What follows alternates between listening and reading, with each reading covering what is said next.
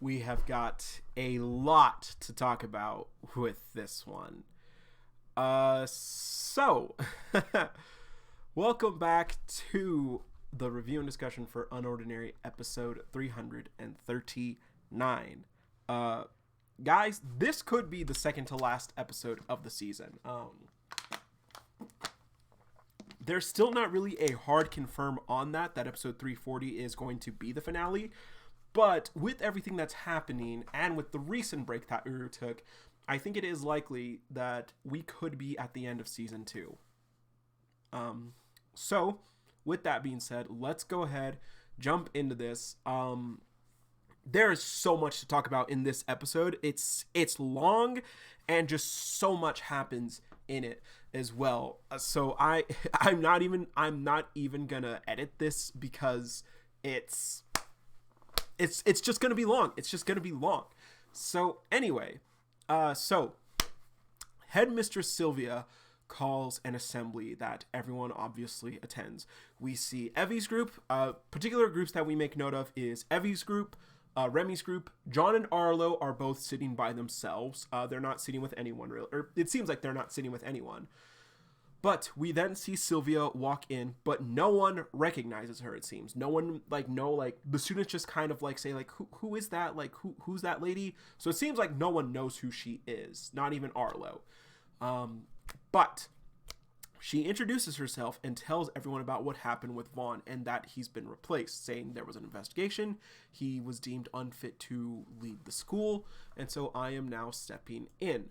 So, there is that. Arlo is even surprised that this happened so soon, and it's really weird. But she then says that Wellston is going to be in good hands. We could definitely take that to mean that, that the Bureau will either be allowed to come and go more often as they please, or the Bureau could also have some sort of influence on the school now that Vaughn has been removed. After all, Sylvia did end off last episode by saying, I will do anything for the Bureau. But she also states that she is setting out to maintain and restore Wellston's prestige. Now, as she says this, however, the police and the Bureau arrive, going back to, like I said, kind of seems like the Bureau will be able to kind of have more influence on Wellston. But Sylvia then also says that restoring the prestige is going, and making sure that all who graduate have good futures is going to come at a cost. Additional rules that are going to be in place. The first one is that all clubs will be inspected and evaluated, and if they don't meet standards, they'll become discontinued. Safe House is completely gone. The Safe House it's not staying, especially with what's going to come later in this episode, but we'll get to there when we get to there. Secondly, the hierarchical order is going to be reinforced. Now, with this, she says that ranked matches are going to be taking place monthly to get accurate readings on rankings and levels. And as this is done, John is being shown to react to this. Whereas the club activities was shown with the trio because they're kind of worried about the Safe House. But this is clearly most likely to John's disdain for the hierarchy. But I also think that it serves for a different purpose as well, which, once again, I will get to towards the end. Now, the last one, ability growth, is going to be closely examined. And starting next year, this is all one sentence. Sentence. She says, starting next year, those under level 2.4 will not be allowed to attend Wellston. And we see that Evie's group is being shown at this because they are all low tiers, and Evie even starts crying. But we also learned that those with an ability of 4.0 or above will be able to be given special privileges. And Zeke is excited about this. I have no idea why. Because, Zeke, you're graduating. This doesn't affect you. And, Zeke is even ha ha ha, about time. But again, you're graduating, dude. This won't affect you. So I'm curious because, again, like I said, this is all said in one sentence. So I feel like that heavily implies both of these changes are taking place next year. So, yeah, whatever. Special privileges will also probably just be something like, oh, you get to you get like first shots at like internships or whatever, wherever you want to go with the Bureau or something. But anyway, I just think that's weird. But immediately we see other students freaking out about those requirements. And even one even says that they need to start training in order to come back. Already, people are starting to revert back to kind of how it was before, it seems. Thinking about how, and I think this is a sign that students are going to kind of start going back to being each student for themselves. Like, I can't be worried about you. I can't be worried about my low tier friends because I need to stay. I need to be at the top. So that is a bit dangerous. Sylvia even says that Wellston was never meant to be a school for just anyone, but rather the best of the best. She then says that following the assembly, she'll call the top students to her office to get acquainted. This is obviously a huge freaking lie, because she is doing this just so she can turn them into the Bureau because they're here, they're arriving. She then says that they will need to work together to restore Wellston to a wonderful powerhouse. To the wonderful powerhouse it once was. And a lot of people have been believing that Sylvia was going to be better than Vaughn, saying that she'd probably care more for the students, like people not getting bullied and stuff. But like, I knew that that'd be wrong, because this woman is a snake in the grass. She clearly has major attachments and like major ties to the Bureau, major loyalty to the Bureau. And as we've seen, that's a huge problem. So nonetheless, she only cares about status of the school. Like, that's all she cares about. That's all anyone cared about. That's why Vaughn wanted to fix the system. Nonetheless, after the assembly, again, we start to see that divide increase a bit more. Some students begin to worry about kind of being like, are they really going to do this? Like, what's going to happen? But we see a few students talking about how the changes make sense because Wellston is a top school. Evie is then again seen worrying about the safe house and the combat classes. I'll touch on that soon too. But also their group worries about being kicked out. We then see the trio talking, Remy, Blyke, and Ison. Blyke worries about Vaughn not being allowed to say goodbye. Vaughn was kind of looking at Blyke to be kind of like his successor, so that makes sense that he kind of had that. Ison retorts, though, that Sylvia is a psychopath. Now, real quick, I'm curious how the trio would have turned out under Sylvia's guidance as headmistress. Like, I wonder if Ison would still disagree with her if she was still in charge and not Vaughn. It just a random thought I had, because they're all good kids, and like Vaughn clearly was like more of a hands-off headmaster. Like, they need to learn for themselves. So I do wonder if they were under Sylvia's influence, would they have turned out the same, or at least on the same path? But Remy then rethinks of the rules being enforced and worries about all that's been built up. She's speaking aloud as she's like wondering like what's going to happen to the safe house, like all these voting systems, everything we've like put together, like put in place, like what's going to happen. But she looks and she sees Arlo, who tells them, get out. Like he thinks internally like, Remy, you don't have time to be worrying about others. You need to leave. You need to go. Get out of here. They're coming for you. And she sighs, but signals Blyke and Ison that it's time to go, because they don't know when the Bureau is going to come for them.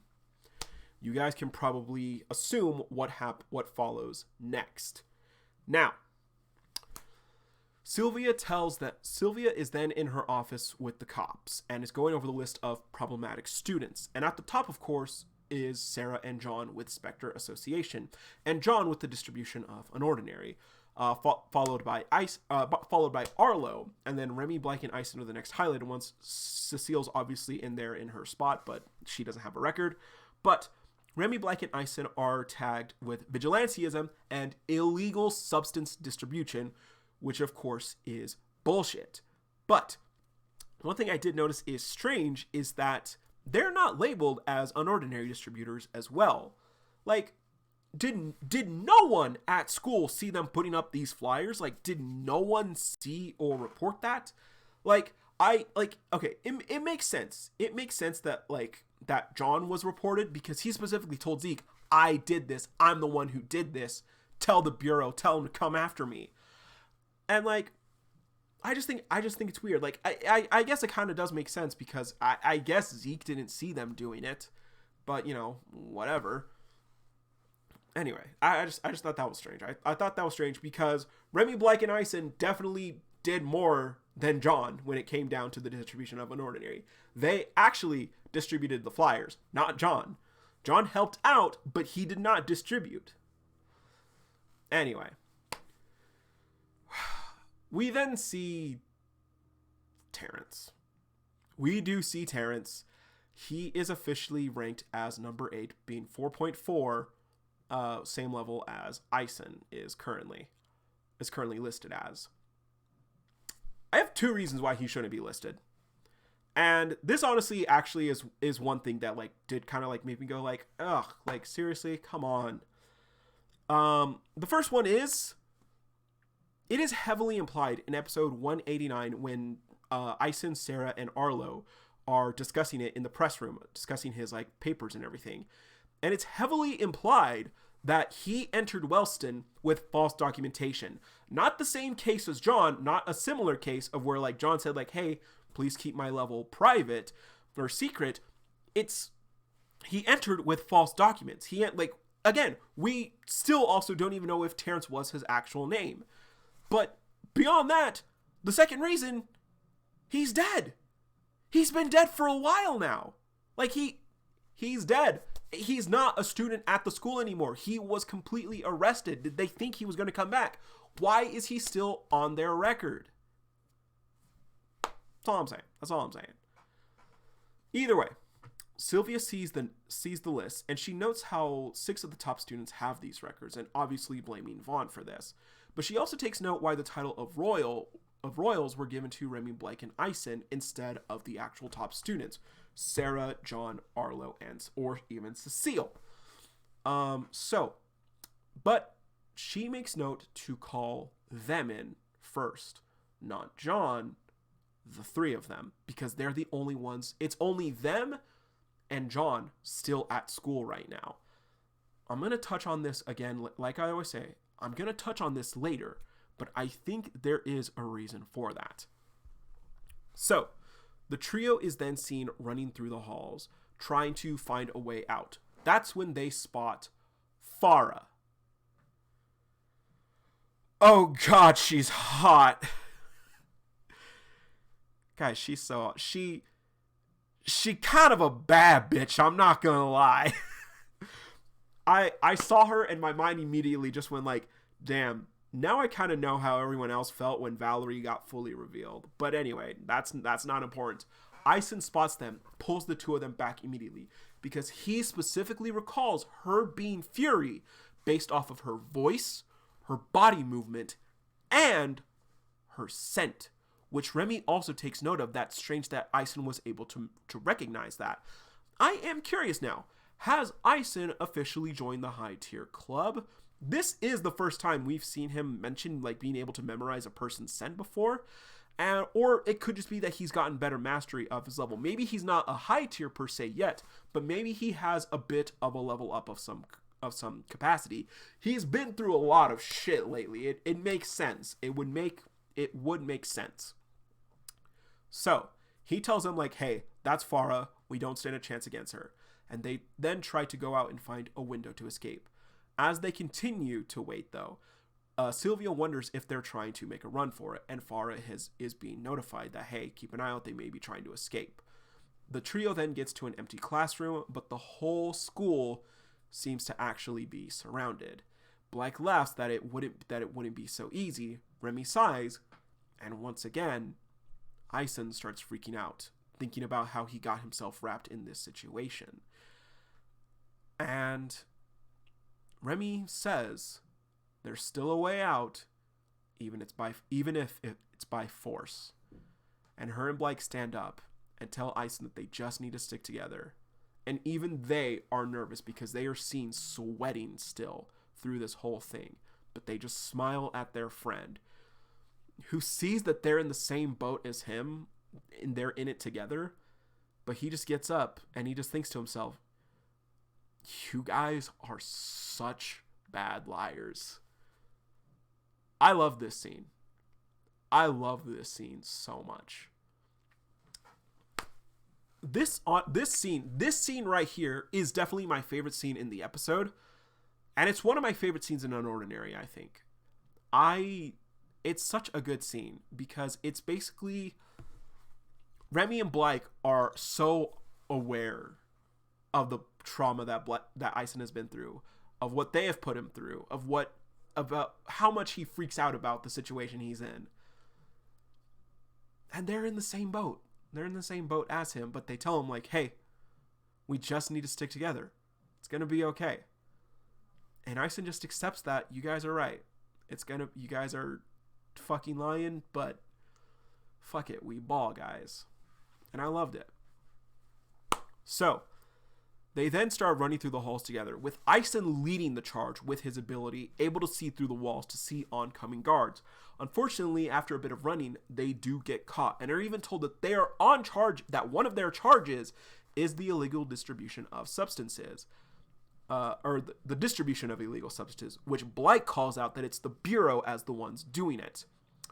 We then see in one of John's classes that students are taking note of the cops surrounding the school. They all rush over to get a look. John gets up to look as well, and he thinks back specifically to what Remy told him about thinking long term, about how if you want to accomplish something big or small, you need to think long term, John. But John activates his ability. Then a red boom is heard throughout the school. I think Blythe has most likely replicated his explosion from the mall incident to create an opening for them.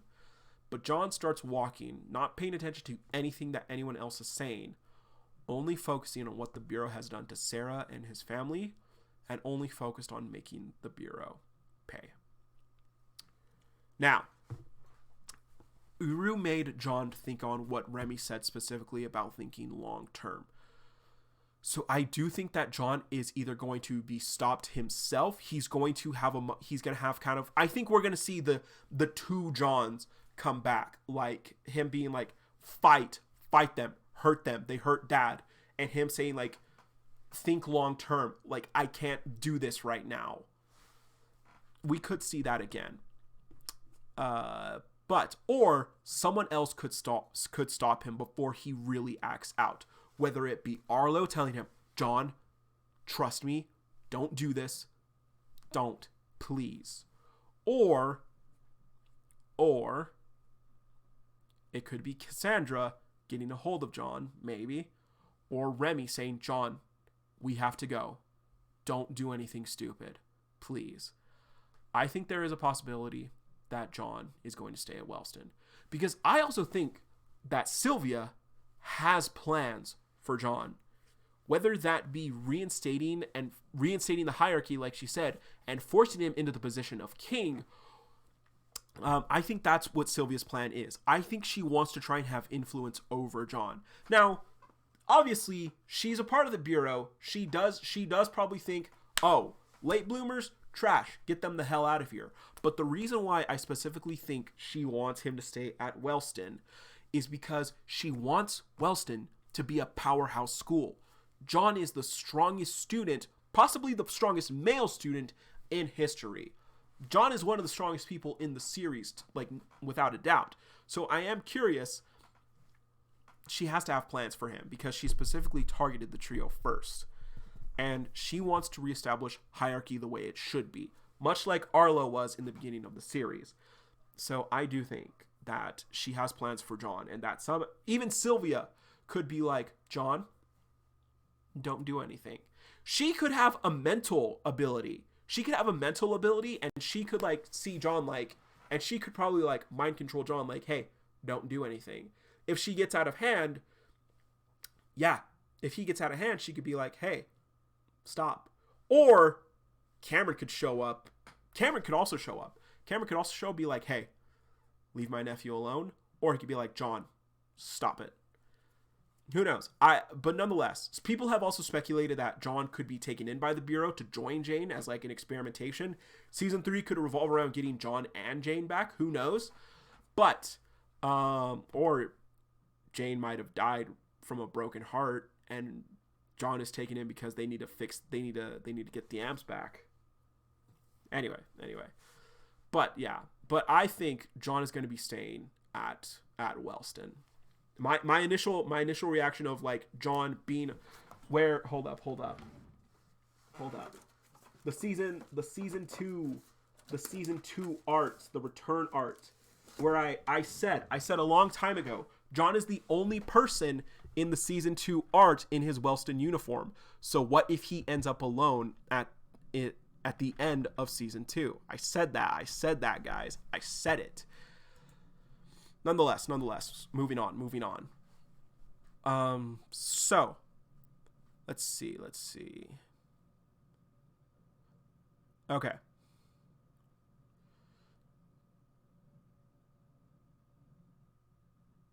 Now, I do also think, going off of like John staying in Wellston, I do think that combat classes are going to stay because she wants Wellston to be a power-up school. So I think it would make sense, in order for her to like want people to get levels up, to keep up the Wellston prestige. It makes sense that she wants some way for students to actually get those levels up. So again, that could be another reason for her to keep John, because John is in charge of these combat classes, and she could see it as like, oh, you want to help students get stronger. That'll make us look better. Keep doing that. So there's just that. Now, Cassandra. One last, another thing I wanted to touch on. Cassandra could actually be here, because remember, she could be here in this situation, because remember, she was put in charge of investigating Remy, Blake, and Ison, by Valerie, so that she could kind of like get a promotion and everything. Like, she was put in charge of investigating them, similar to Vaughn, and she was still involved in that despite turning over the evidence to Byron.